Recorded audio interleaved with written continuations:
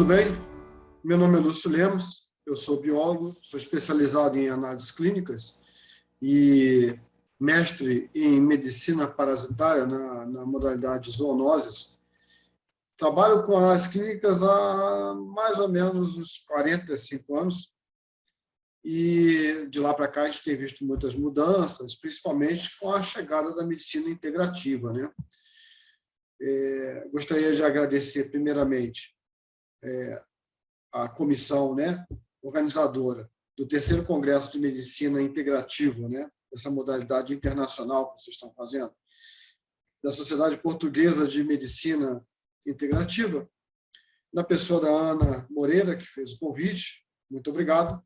E eu queria começar a falar com vocês sobre as questões de dosagens, né, da testosterona. Então, o tema é a testosterona livre. Testosterona total, testosterona livre. Você está mensurando corretamente? Tá? Então, a gente vai começar falando sobre isso. É um assunto extenso, mas nós temos pouco tempo. Mas eu creio que dá para a gente esclarecer bastante essa questão. Bom, todo mundo sabe, e a gente já observou que aqui no Congresso vai ser falado muito sobre saúde da mulher, né? A parte ginecológica.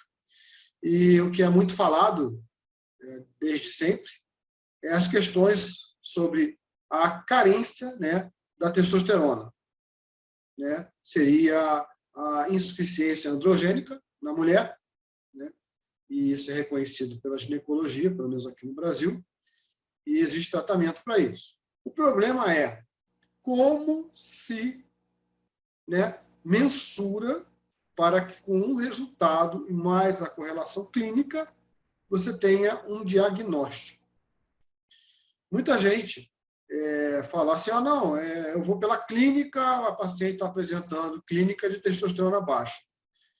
Na verdade, quando a gente fala de esteroide, hormônio esteroide, vocês vão perceber com o andar da carruagem aqui, que os sintomas e sinais de vários esteroides acabam se confundindo. Inclusive, quando um está muito alto, pode simular um outro muito baixo e vice-versa.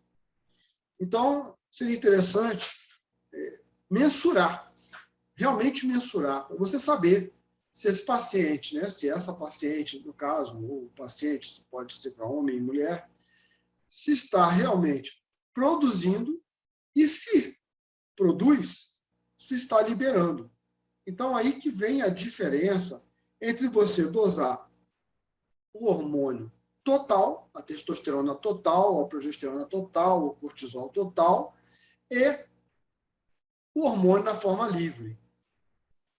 Existe, além da testosterona livre, existe progesterona livre, cortisol livre, a gente sabe que o cortisol livre é mais fácil de entender, o estradiol livre, estrona livre, DHT livre, existe. A questão é que isso não é estudado, não é mensurado. Estudado até é a nível acadêmico. Mas quando se fala em endocrinologia, a gente não está preocupado com a quantidade de determinados hormônios na forma livre, e sim se o paciente está produzindo ou não determinado hormônio. Então, no hipogonadismo, você procura pesquisar com a dosagem da testosterona total se seu paciente está produzindo hormônio. Se estiver abaixo de um patamar, um nível, pode ser 180 nanogramas, pode ser 200, depende da sociedade em questão. O teu paciente está com hipogonadismo, ele não produz testosterona suficiente. O grande problema é que, quando você parte para a dosagem de testosterona total em mulheres, existe um problema muito sério, tecnológico, metodológico, que é, muitas das máquinas não foram desenhadas para dosar testosteronas a níveis tão baixos quanto são os níveis de uma mulher, mesmo que normal. Então, muitas vezes, você tem um resultado menor que 20, por exemplo, de testosterona total numa mulher, e você repete em outra máquina, e ela está com 60, 50, que não é ruim. O problema é que a primeira máquina não tem a capacidade, a sensibilidade de detectar testosterona em crianças e mulheres. Não foi desenhada para isso. O nível de detecção dela, abaixo de 100, de 120, já se perde. E muitas vezes ela solta um resultado menor que 20, e, na verdade, não é isso que está acontecendo com o paciente. Então, é muito importante conversar com o responsável técnico do laboratório, de sua confiança, para vocês alinharem sobre isso. Muitas vezes é mudar a tecnologia. Mesmo assim, existem nuances que vocês vão entender bem daqui para frente, que faz com que seja temeroso você se fiar na testosterona total em mulheres. Quando a gente dosa a testosterona total, né, nós estamos dosando, tanto em homem quanto em mulher, nós estamos dosando a testosterona que está conjugada. O que é uma testosterona conjugada? É a testosterona que está presa, aderida a uma proteína. No caso da testosterona, essa proteína pode ser o SHBG, pode ser a albumina, tá? No caso do cortisol, é o CBG, né? A proteína carreadora de cortisol. No caso do SHBG, proteína carreadora de hormônios esteroides sexuais, que nem são somente sexuais, né? A gente sabe disso. Bom, quando você faz essa dosagem no sangue, teoricamente você está dosando o que o teu paciente está produzindo, e após isso, faz-se um cálculo. A mensuração da testosterona livre, realmente mensurada no sangue, ela é muito difícil, muito custosa, demorada, e ela depende de uma boa dosagem de testosterona total, que nem sempre ocorre, né? Como eu já falei. Então, quando vocês têm um resultado lá, testosterona livre, biodisponível, na verdade, aquilo ali é um cálculo. Como é que é feito esse cálculo? Ele é baseado na dosagem da testosterona total no sangue, no SHBG, que é a proteína carreadora, e na albumina do sangue do paciente. É fácil. Se vocês agora que estão me escutando entrarem no Google, digitar lá na barra Free Testosterone, vai aparecer um site com exatamente isso que eu estou te falando, aonde você vai colocar, é uma calculadora, você vai colocar lá a testosterona total, o SHBG, e vem o resultado. Ué, mas você não falou que tinha que colocar albumina também? Tem que colocar albumina, né? Mas ela já vem pronta, 4 pontos alguma coisa, não entendo o que é isso. Mas está lá. Mas você pode apagar e digitar, caso o seu paciente tenha um problema hepático e a albumina dele seja mais baixa. Olha o risco. Para aquela fórmula que está ali, todo mundo tem 4 pontos alguma coisa de testosterona. Eu vou até tentar ver aqui, enquanto a gente conversa, quanto é esse 4 pontos alguma coisa. Porque isso é muito sério.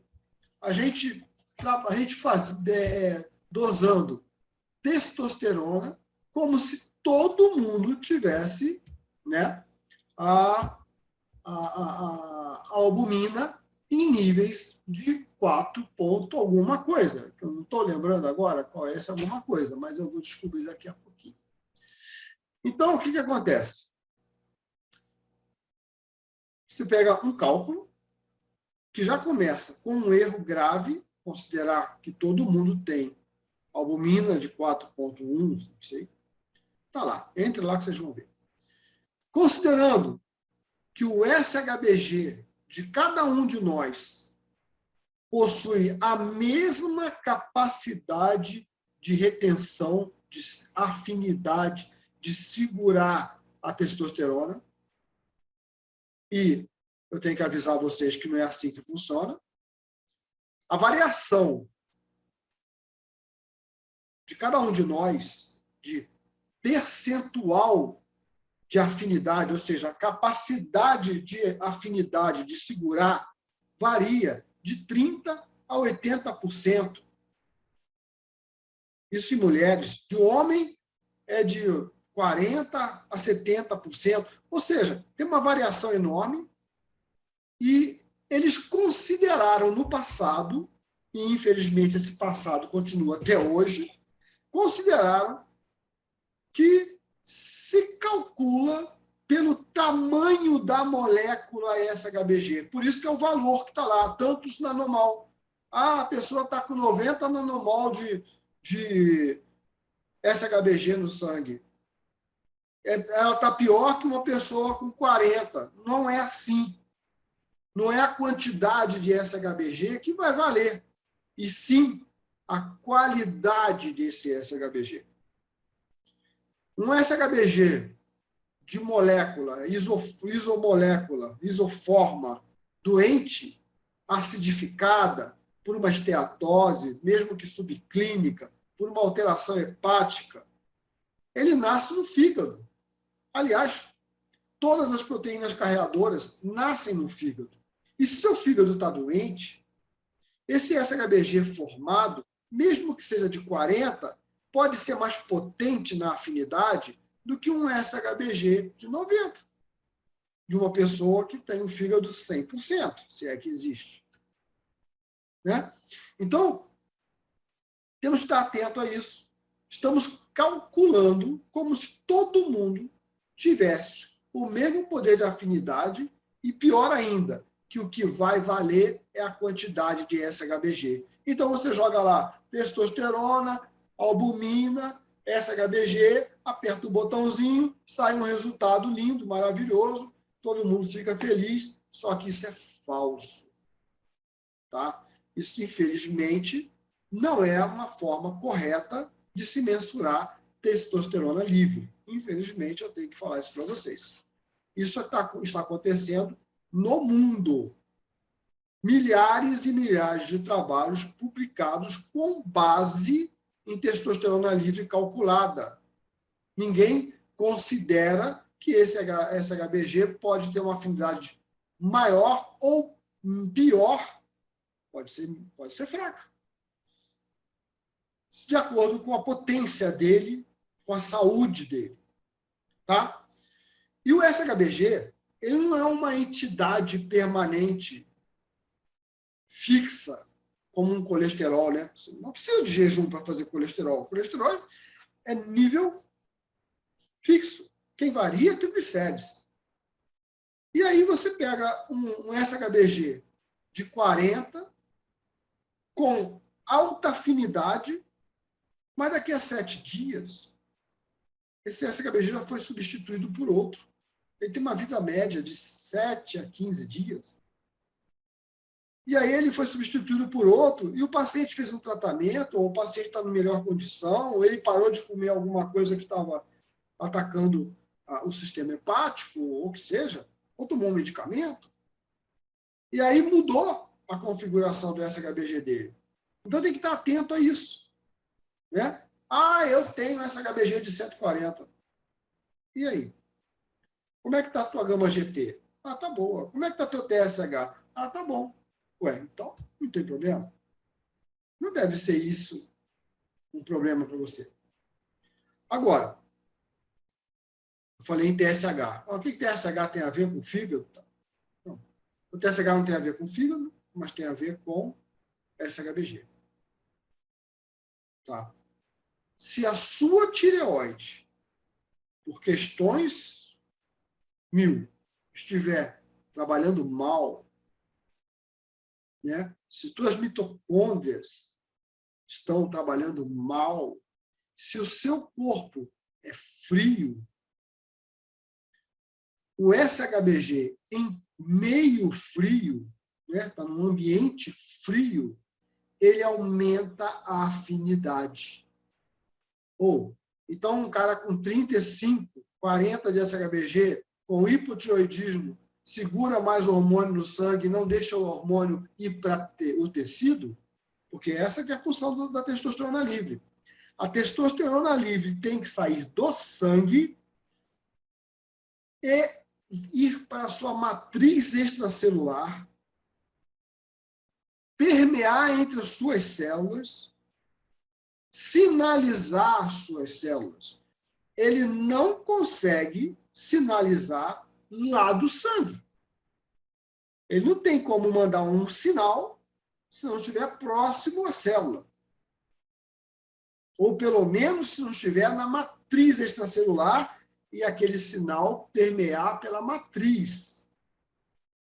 Então, não adianta nada a mulher ter 80 de testosterona, colocou chip, fez transdérmico, injetável, oral, que for. Aumenta no sangue, mas continua com os sintomas. Está no sangue. Não se consertou o meio, né, o terreno biológico dessa paciente e ela continua com problema para liberar hormônio livre. Às vezes ela já até tinha hormônio livre. Aí o que vai acontecer com mais hormônio chegando? Vai transformar em estradiol e DHT. Estradiol, menos mal para a mulher.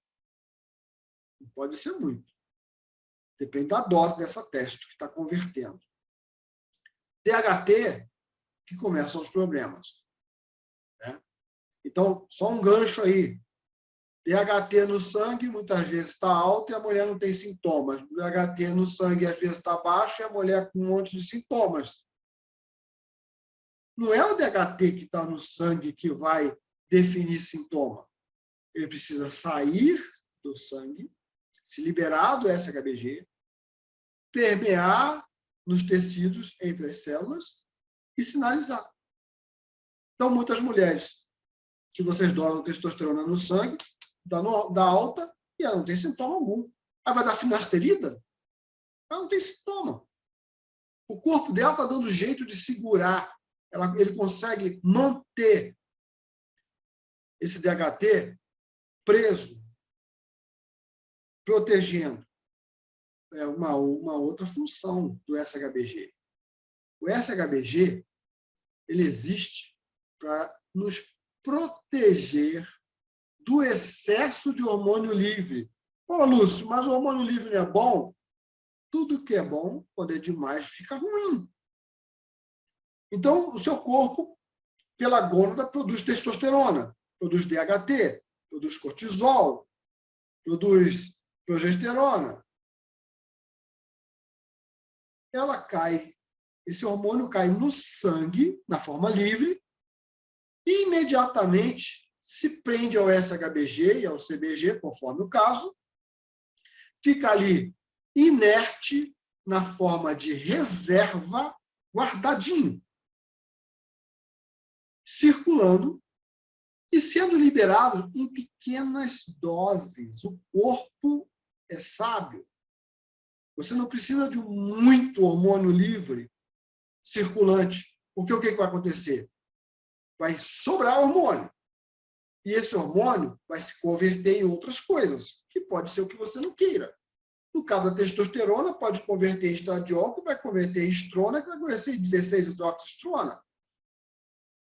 Pode ser uma testosterona que vai virar DHT, que vai virar 3-alfa-diol, que vai sinalizar células para que o estradiol atue. Então, tudo que sobra, e daí que é o perigo, né, na modulação hormonal do excesso, tudo que sobra vai virar alguma coisa. Tudo que sobra vai agir de alguma forma. Nem tudo é excretado. No início, há uns 10 anos atrás, eu ouvia, não pode dar dose alta de testosterona que o corpo vai excretar. O corpo vai excretar. Primeiro, porque o corpo vai excretar, teu fígado tem que estar muito bom. Tem que pegar aquele hormônio, sulfatar, jogar no sangue para cair na urina e ir embora. Ou nas fezes. Então, se você tem constipação, se você tem problema hepático, desbiose, você acha que tudo que você usar de hormônio vai ser excretado facilmente? Não vai. Ele vai ficar recirculando, vai ficar se convertendo em outros hormônios e metabólicos bons e maus e vai te trazer problema. Tá? Então, esse hormônio foi produzido, ficou preso no SHBG, que solta aos pouquinhos, todo dia. Quanto é esse pouquinho? vai variar de 1 a 10%, dependendo do hormônio. Tá? Lá no Guyton está escrito isso, que o hormônio que está conjugado serve como reserva. Está lá, não é invenção. O hormônio que está conjugado, aquele que você dosa no sangue, serve como reserva. Ah, mas você está conseguindo acessar e usar? Você não sabe. O fato de você ter cortisol, um paciente com cortisol de 18, 20 e com sintoma de cortisol baixo, pode ser cortisol? Pode. Ele tem 18, 20 no sangue. Só que o CBG dele, por hipotiroidismo, por exemplo, temperatura baixa, aumenta a afinidade, não deixa o hormônio cortisol se liberar e agir. Não se liberando, ele não vai acessar células, inclusive da tireoide. Mitocôndria funciona a partir da presença de cortisol. Cristas mitocondriais precisam de cortisol.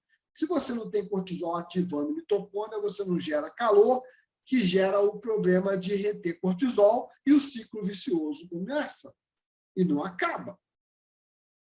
E aí o paciente com hipotiroidismo, segurando o cortisol, apresenta sintomas de depressão.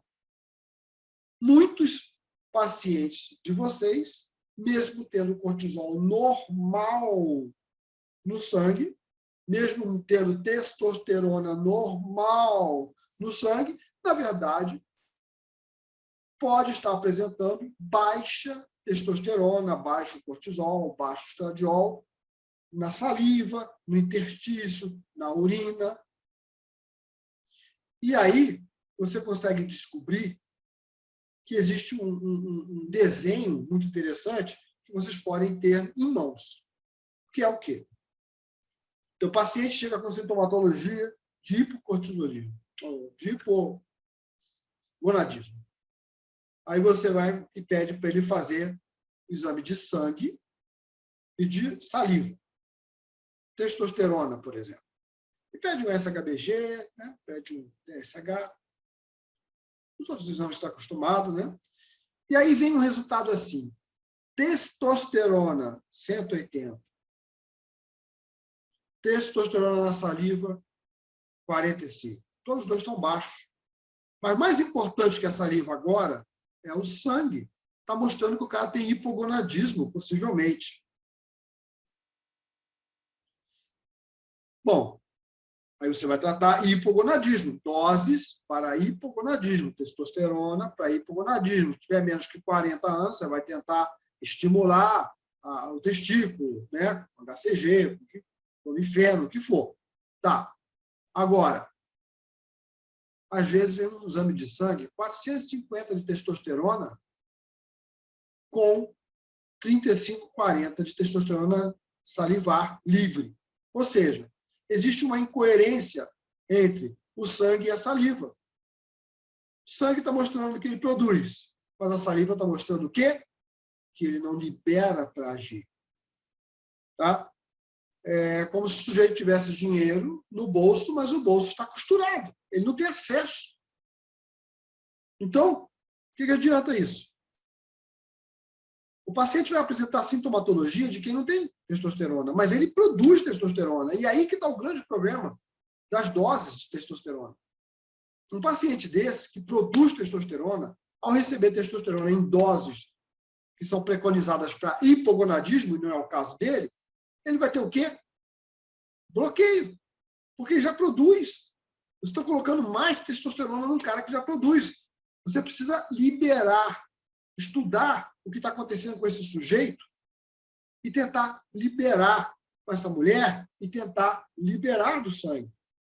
E aí você tem resultados da tireoide, do fígado, de intoxicações possíveis, que podem estar aumentando a capacidade desse SHBG de segurar os hormônios no sangue e não deixar ir para o tecido. Lembrar que a ligação existente no SHBG com os hormônios, no caso aí vamos falando da testosterona, é uma ligação química. A ligação é química, ele não entra lá dentro do do SHBG, não. Ele adere a sítios de ligação. E essa ligação é química. Toda reação química depende de catalisador. E eu já falei de dois aqui. pH, temperatura. pH e temperatura são, hoje, um dos maiores causadores do sequestro de nossos hormônios esteroides no sangue. Eles ficam presos no sangue por causa disso. Quem não tem problema hepático, quem não tem problema de tireoide, pode parar para analisar. Meu paciente estava apresentando sintomatologia de depressão, de impotência, cansaço, mas ele tinha um problema de tireoide, ele tinha um problema hepático. Não adianta ter hormônio produzido se ele não se libera. Guardem isso para vocês. Eu falo isso há uns 12 anos. Não adianta dosar no sangue, estar normal. Isso não quer dizer nada. Você precisa relacionar isso com o livre real, que é aquele que é dosado na saliva. É o livre real. Até agora, não vi nada. Olha que eu trabalho em laboratório e doso exame há uns 30 anos, doso hormônio, há uns 30 anos. Você primeiro tem que desacoplar a ideia que existe uma correlação entre o hormônio salivar e o hormônio sérico, no sangue. Essa correlação só existe quando a pessoa é normal, não está usando nenhum esteroide, não tem nenhum problema metabólico. A partir do momento que ela tem problema metabólico, ela tem um problema para segurar para liberar esse hormônio. Então, quando você tem um paciente na sua frente, homem ou mulher, com queixas que te levam a crer que o paciente tem um problema com testosterona. Ah, tem mais de 40, tem problema com testosterona. Não sei. Você vai dosar, além de todos os seus exames normais, o SHBG, a testosterona no sangue. Não precisa pedir testosterona livre no sangue, não vai te ajudar em nada, só vai gastar. E você pede a testosterona salivar do seu paciente. Aí na Europa tem testosterona salivar. E aí você começa a fazer esse tipo de trabalho. Faz a parte hepática, a parte da tireoide, dosa tudo isso. E vocês vão começar a perceber vários pacientes com resultados normais de testosterona no sangue, que acabariam parando na mão de um psiquiatra, de um psicólogo, porque você não tem nada, está tudo normal, isso é coisa da sua cabeça. E aí você vai ver que essas pessoas têm, na verdade, o hormônio livre salivar baixo. Né? Aí o que acontece? Você vai tratar o que está acontecendo com o teu paciente na parte metabólica, que você vai detectar. Né? Ah, mas o paciente não tem paciência. O paciente não tem paciência. Ah, então, vou tratar. Os médicos, muitos médicos, decidem dar testosterona, prescrevem a testosterona. Só que a testosterona, para um paciente que já produz testosterona, não pode ser na mesma dose de um que não produz. E aí você vai utilizar doses fisiológicas. O que é uma dose fisiológica? É tentar imitar o ritmo fisiológico humano. Quanto que um homem produz de testosterona por dia? 5 a 8 miligramas dia. 5 a 8 miligramas. Quanto que uma mulher produz? 0,3 a 0,8 miligrama dia. Você vai pegar um homem que produz 5 miligramas, só que não consegue liberar aquilo, e vai dar para ele 100 miligramas, o que vai acontecer? 100 miligramas para quem não produz. Você vai bloquear o eixo. No primeiro momento, ele vai se sentir bem até, porque ele está com pouca testosterona, mas em 2, 3 meses começam os problemas. Vai parecer que ele está usando pouca testosterona. Entende? Então, gente, visto isto, temos que ficar atentos, né, que a dose para quem produz é diferente da dose de quem não produz. Não pode usar testosterona quem produz? Pode, desde que respeite o limite. Enquanto você resolve o problema base dele, que pode ser um problema hepático, tireoide, inflamatório, diabetes.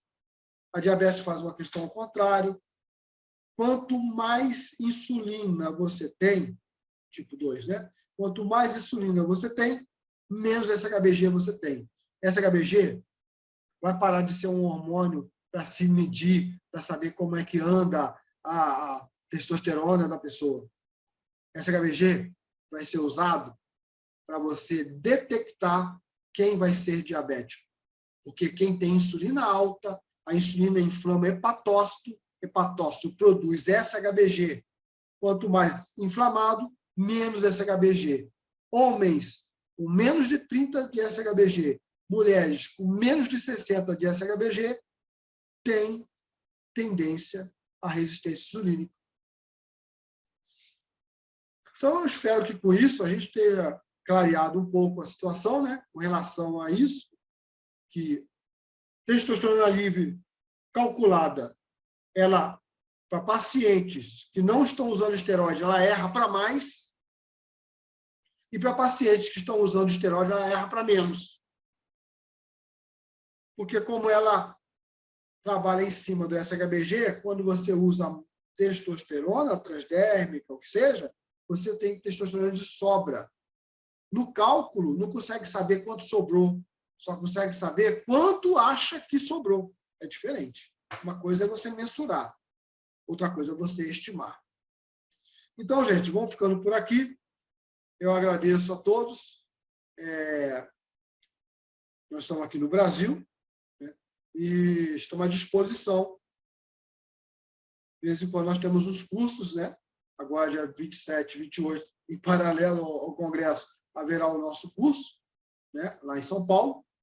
Mas, qualquer coisa, vocês podem entrar em contato no site do Lemos no Laboratório e a gente pode conversar mais sobre o assunto. Eu agradeço a todos e um ótimo final de semana para todo mundo.